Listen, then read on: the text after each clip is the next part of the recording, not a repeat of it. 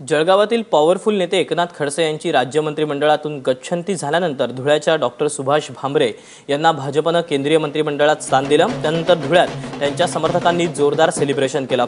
भामरे यांच्या कुटुंबियांनी देखील एबीपी माझावर शपथविधी सोहळा बघितला आणि मुलगा मंत्री झाल्याचा आनंद सुभाष भामरे यांच्या वडिलांनी व्यक्त केला। तर समर्थकांनी ढोल ताशे आणि फटाक्यांची आतषबाजी करत जल्लोष केला।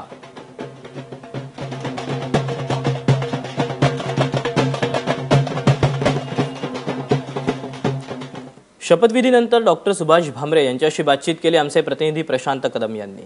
जे नवीन चेहरे आता मंत्रिमंडळामध्ये दिसत आहेत तर त्यांच्यावर नजर टाकली तर असं लक्षात येतं की नरेंद्र मोदींचा मंत्रिमंडळाकडे बघण्याचा जो अप्रोच आहे म्हणजे ॲडमिनिस्ट्रेटिव्ह पद्धतीनं काम करण्याची एक मानसिकता त्याच्यातून दिसते। तर तशाच पद्धतीची अपेक्षा तुमच्याकडून पण करायची का माझी? बिलकुल, कारण मोदी साहेब जेव्हा टीम सिलेक्ट करतात त्याच्या जातीपातीचा टेरिटरीचा याचा विचार करत नाही।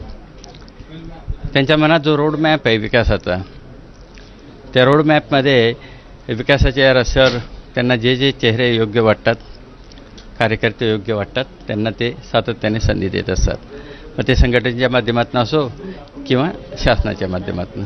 मंत्रिमंडळात समावेश होतोय असं कळल्यानंतर पहिली आठवण नेमकी कोणाची आहे? सगळ्यात पहिल्यांदा काय आठवण? आईची आठवण झाली।